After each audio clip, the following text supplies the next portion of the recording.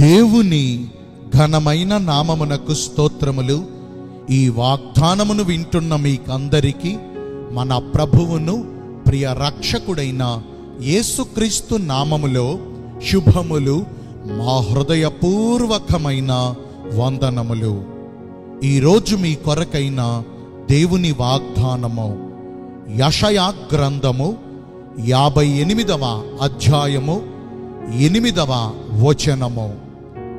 స్వస్థత నీకు శీఘ్రముగా లభించును. మంచి దేవుడైన యేసయ్య ఈ మంచి వాగ్దానమును నేడు మనందరి వినికిడిలో నెరవేర్చునుగాక. ఆమేన్. ఈ వాగ్దానాన్ని మనము పరిశీలిస్తే అనేకమైన కఠినమైన బాధల చేత బాధించబడుచు శ్రమకు తాళలేని దీనస్థితిలో మనముండి అంతరంగమునందున్న విచారముల చేత మన ప్రాణమునకు నెమ్మదిని కోల్పోయి మనోదుఃఖము చేత ఆత్మ నీరసిల్లినప్పుడు ఆదుకొనగలిగిన యెహోవా దేవునికి మనము మొర్ర పెట్టగా ఆయన మన మొర్ర ఆలకించి మనకు ఆశ్రయముగాను దుర్గముగాను మనము నమ్ముకొనదగిన సహాయకునిగాను మన చెంతను నిలిచియుండి తన వాక్కును పంపి మనలను బాగు చేసి కృంగియున్న మనలను పైకి లేవనెత్తి చెదరిన గుండెకు బాసటగా నిలిచి అలసిన ప్రాణములను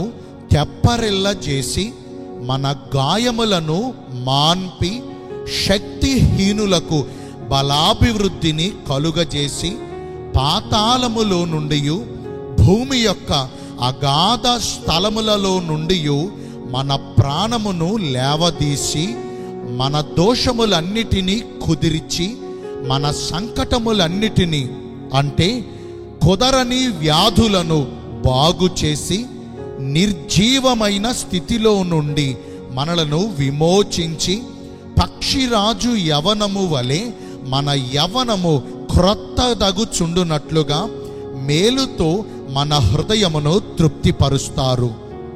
ఆయనకు అసాధ్యములైనవి ఏమియునూ లేవు. యెరూషలేములోని బెతెస్దా కోనేటి వద్ద 38 సంవత్సరముల నుంచి పక్షవాయువు రోగముతో బాధపడుచున్న ఒక రోగి యొద్దకు యేసు వెళ్ళి వానికి ప్రార్థించగా తక్షణమే వానికున్న రోగము నుండి స్వస్థతను పొందుకుని తన పరుపునెత్తుకుని నడిచాడు. ఈనాడు యేసు బహుకాలము నుండి రోగముల చేతను బలహీనతల చేతను బాధించబడుచు ఎంతగానో నష్టపోతున్న మనకు ఈ రోజే స్వస్థతను దయచేయాలంటే మొదటిగా స్వస్థపరచగలిగిన యెహోవా రాఫా యందు మన పూర్ణ హృదయముతో విశ్వాసమునుంచాలి. మనలో ఉన్న విశ్వాసమును బట్టే ప్రభు మనలను బాగు చేస్తారు. విశ్వాసము లేకుండా దేవునికి ఇష్టులై ఉండుట అసాధ్యము. నమ్ముట మన వల్లైతే నమ్ముచున్న మనకు సమస్తమును సాధ్యమే.